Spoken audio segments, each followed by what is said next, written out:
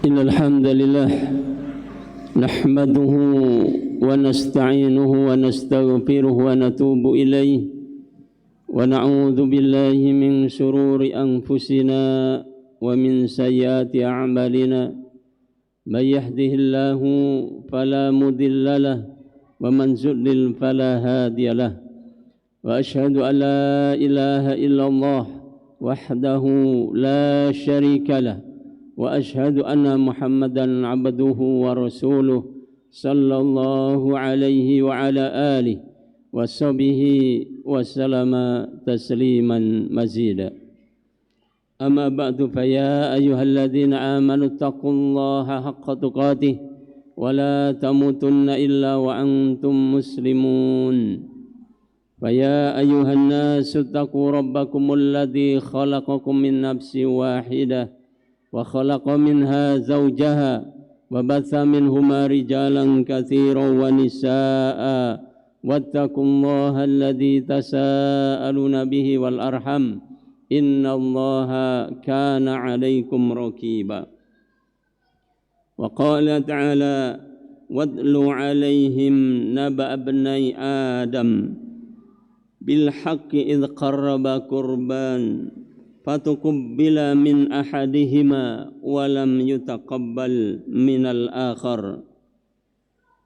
Ma'asyiral muslimin, sidang Jumat yang berbahagia, marilah kita senantiasa bersyukur kepada Allah Subhanahu wa taala atas karunia limpah nikmatnya kepada kita semua, sehingga di kesempatan siang hari ini Allah izinkan kaki kita untuk melangkah menuju majelis Jumat yang mulia ini, seraya berharap bisa menambah keimanan, menambah ketakwaan kita kepada Allah Subhanahu wa taala.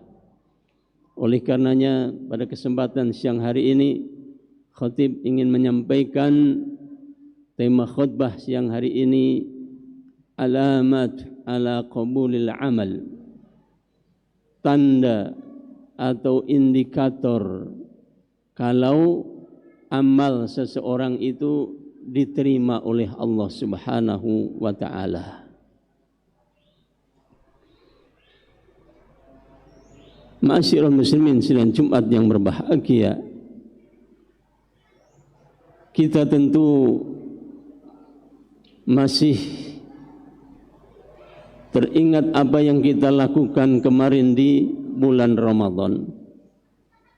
Betapa banyak amalan yang sudah kita lakukan, mulai dari saumnya, puasanya, salatnya, tarawihnya, baca Al-Qur'annya, sedekahnya, bahkan ditutup dengan zakatnya. Pertanyaannya, apakah kita yakin amal yang kita lakukan itu diterima oleh Allah? Kalau kita yakin itu diterima, apa tandanya? Mungkin kita mengatakan kita ikhlas, Allah yang tahu. Ma'asyiral muslimin, sidang Jumat yang berbahagia, ternyata ada tandanya kalau amal kita ini diterima oleh Allah Subhanahu wa taala. Jamaah sekalian bisa cermati, bisa tadabburi firman Allah taala dalam Al-Qur'an surat Al-Maidah ayat yang ke-27, yang mana Allah Subhanahu wa taala gambarkan bagaimana amal itu diterima oleh Allah dan bagaimana amal itu ditolak atau tidak diterima oleh Allah Subhanahu wa taala. Allah Subhanahu wa taala berfirman, "Watlu 'alaihim naba'a abnai Adam bil haqq idz qarraba qurbanan fatuqbila min ahadihima wa lam yutaqabbal minal akhar." Dan bacakan kepada manusia tentang dua anak Adam, yang mana dua anak Adam ini yang dimaksud di sini adalah Qabil dan Habil. Diperintah oleh Allah untuk apa? Qarrabah, untuk berkorban, melakukan amal soleh berupa sedekah, kurban. Kemudian Habil dan Qabil ini, dua anak Adam ini, faqarraba kurbanan, maka kemudian dua-duanya melakukan kurban, melakukan amal soleh. Fatuqbila min ahadihima, maka Allah nyatakan yang diterima cuman yang satu. Walam yutaqabbal minal akhar, yang satunya tidak diterima amalannya oleh Allah Subhanahu wa taala. Jamaah sekalian, jadi inilah sebetulnya kalau kita ingin tahu kenapa dulu putra Nabi Adam antara Qabil dan Habil ini ketika dia berkorban, kemudian Allah nyatakan yang korbannya Habil diterima oleh Allah Subhanahu wa taala, yang korbannya Qabil tidak diterima oleh Allah Subhanahu wa taala. Apa tandanya? Kok bisa dinyatakan diterima dan memang kemudian yang tidak diterima tahu, oh, amal saya tidak diterima, marahlah si Qabil itu. Ya. Kenapa? Karena tidak diterima amalnya oleh Allah Subhanahu wa taala. Kemudian dikatakan qala la'aqtulannaka, karena salah satu amalnya tadi tidak terima, yang satu diterima, maka justru yang enggak diterima ini apa? Mengancam, mau membunuh saudaranya sendiri yang dia itu amalnya diterima oleh Allah Subhanahu wa taala. Qala innama yataqabbalullahu minal muttaqin. Kenapa amalnya tadi tidak diterima, kemudian yang satu diterima? Allah jelaskan di sini. Qala, Allah berfirman, innama yataqabbalullahu minal muttaqin. Karena Allah hanya menerima sedekah amal soleh itu dari orang-orang yang muttaqin. Ma'asyiral muslimin sidang Jumat yang berbahagia. Al-Imam Ibnu Rajab Al-Hambali, beliau mengatakan, wa min alamati ala qabulil amal, dan di antara tanda kalau amal kita ini diterima oleh Allah Subhanahu wa taala,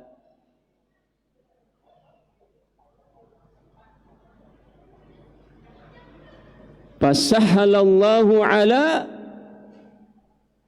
wa razzaqahu ayya'mala ba'dahu. Tandanya kalau seseorang itu amal solehnya diterima, di antaranya adalah orang tadi akan diberikan oleh Allah kemudahan, diberikan oleh Allah kemampuan untuk melakukan amal soleh setelahnya. Nah, sehingga kita bisa mengetahui apakah amal soleh kita diterima oleh Allah atau tidak adalah pasca amal soleh itu. Artinya selanjutnya, nextnya, apakah dia ketika melakukan amal soleh sudah cukup berhenti, atau dia justru akan melakukan lagi amal soleh berikutnya. Nah, kembali tadi kepada putra Nabi Adam tadi, disitulah tandanya. Kenapa? Yang tidak diterima amal solehnya, dia bukan lagi kemudian memperbaiki amal solehnya, bukan dia melakukan amal soleh lagi, tapi justru dia melakukan kemungkaran, melakukan kemaksiatan dengan niat apa? Mau membunuh saudaranya yang amal solehnya diterima oleh Allah Subhanahu wa taala. Jadi kalau dengan demikian tandanya amal soleh kita diterima oleh Allah Subhanahu wa taala, inilah kita di bulan Syawal ini. Kita diminta oleh Allah buktinya di bulan Syawal ini. Apakah kemarin amalan soleh kita di bulan Ramadan itu terulang kembali di bulan Syawal ini, dilaksanakan kembali di bulan Syawal ini? Amal soleh tadi dilakukan lagi di selain bulan Ramadan ini, walaupun mungkin intensitasnya, kuantitasnya, jumlahnya tidak sebanyak di bulan Ramadan, tapi bukti bahwa setidaknya dia itu melakukan amal soleh, maka menunjukkan amal soleh yang dia lakukan itu diterima oleh Allah Subhanahu wa ta'ala. Kenapa? Karena memang tentu di luar bulan Ramadan ini setan sudah dilepas kembali, godaan akan lebih berat lagi, tapi dia masih melakukan walaupun sedikit, dia masih terus melakukan dengan istiqomahnya. Kenapa? Karena di dalam hadis yang lain ternyata Rasulullah SAW sebutkan, khairul amali atwamuha wa inqala. Amalan itu yang terbaik, kata Rasulullah SAW, dia lakukan dengan terus menerus walaupun sedikit. Kenapa? Karena memang tentu kita tidak mungkin dan tidak boleh berpuasa sebulan penuh di bulan Syawal. Tidak boleh. Tidak ada sunnahnya. Tapi paling tidak dia melakukan 6 hari puasa di bulan Syawal. Karena itu sunnahnya. Kalau perlu ditambah dengan sunnah yang lain, Senin Kemisnya, Ayamul Bidnya, itu tandanya kalau amal solehnya diterima oleh Allah Subhanahu wa Ta'ala. Tapi kalau selepas Ramadan kemudian tidak ada lagi bekas sedikit pun, tidak lagi melakukan amal soleh, jangan-jangan khawatir kita yang kita lakukan itu tidak diterima oleh Allah Subhanahu wa Ta'ala. Karena tandanya kalau diterima amalnya itu Allah berikan kemudahan kepada kita. Kita merasa mudah, kita merasa enteng, kita diberikan kemampuan oleh Allah untuk melakukan hal yang sama apa yang kita lakukan dari amal soleh itu. Termasuk juga mungkin baca Al-Qur'annya, termasuk mungkin juga sholat malamnya, termasuk juga sedekahnya dan sebagainya. Sehingga dari apa yang disebutkan dari tanda-tanda bahwasanya amal kita diterima oleh Allah Subhanahu wa Ta'ala, ternyata kita bisa mengoreksi diri kita masing-masing. Apakah diterima atau tidak, maka kembalinya kepada kita semuanya, kepada diri kita masing-masing. Apakah kita ini setelah lepas Ramadan ini kita enteng, kita dimudahkan untuk beramal soleh? Kalau iya, maka mudah-mudahan harapannya itu diterima amal soleh kita oleh Allah Subhanahu wa Ta'ala. Barakallahu li wa lakum minal ayati wa dzikril hakim. Aqulu qouli hadza wastaghfiruha li wa lakum wa lisairil muslimina wal muslimati fi kulli dhanbin fastaghfiruhu innahu wal ghafurur rahim.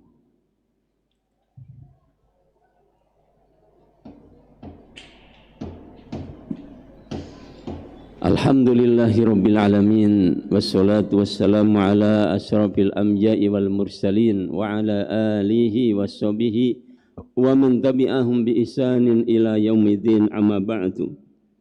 Wa ya ayyuhalladzina amanu taqullaha haqqa tuqatih wa la tamutunna illa wa antum muslimun. Ma'asyiral muslimin, sidang Jumat yang berbahagia, khutbah yang kedua ini khatib tambahkan lantas bagaimana agar kita ini mudah untuk mengulang amal soleh kita. Di antaranya adalah as-sahibul sholihin. Kita banyak berteman dengan orang-orang yang soleh. Dekatlah dengan orang-orang yang soleh, yang mereka itu oleh Allah Subhanahu wa Ta'ala diberikan keistiqomahan, sehingga paling tidak ketika kita melihat ada orang melakukan amal soleh, kita pun akan juga mengikuti jejaknya, kita mengikuti apa yang dilakukannya. Sehingga kalau kita senantiasa dekatnya dengan orang-orang yang soleh, terbawa kepada kebaikan. Justru jangan sebaliknya, jangan kita bergaul dengan orang-orang yang justru jauh dari agama, orang pelaku maksiat. Kenapa? Kita justru akan terbawa oleh mereka. Kemudian yang kedua, hendaknya kita memperbanyak apa? Kasratu dzikrul maut.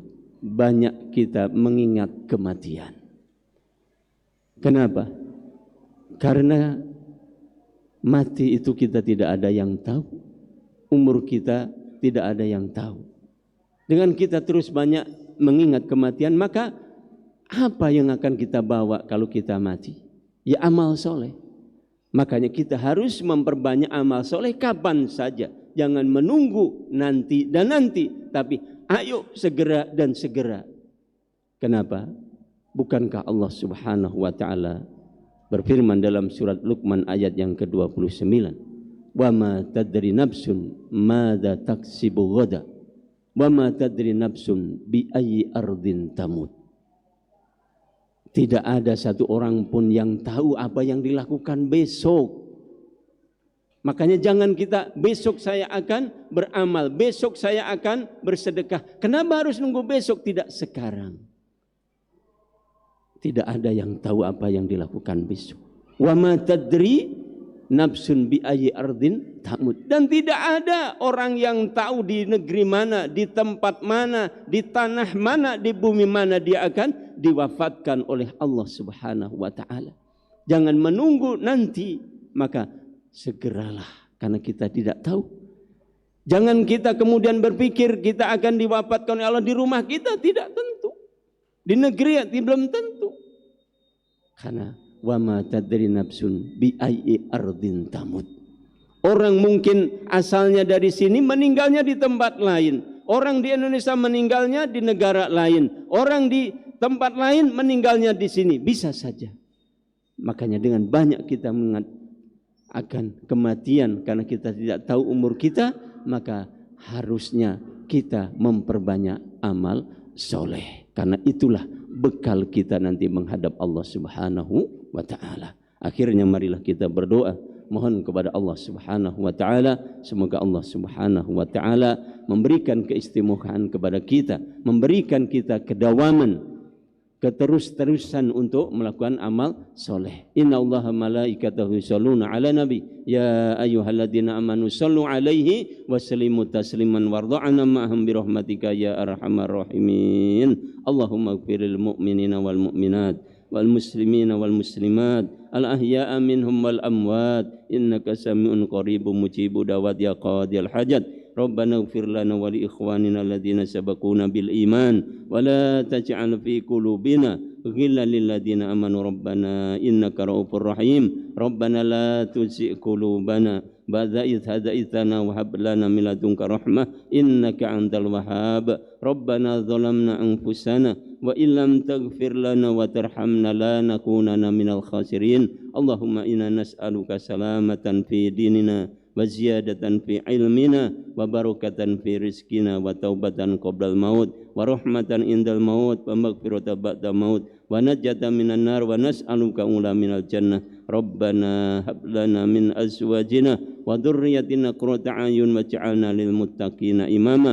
Rabbana taqabbal minna salihal a'mal. Rabbana taqabbal minna salatana wa siyamana wa tilawatana wa kullu sa'iril a'malina. Rabbana atina fid dunya hasanah wa fil akhirati hasanah wa qina adzabannar. Subhana rabbika rabbil izzati amma yasifun wa salamun alal mursalin walhamdulillahi rabbil alamin. Wa aqimis shalah.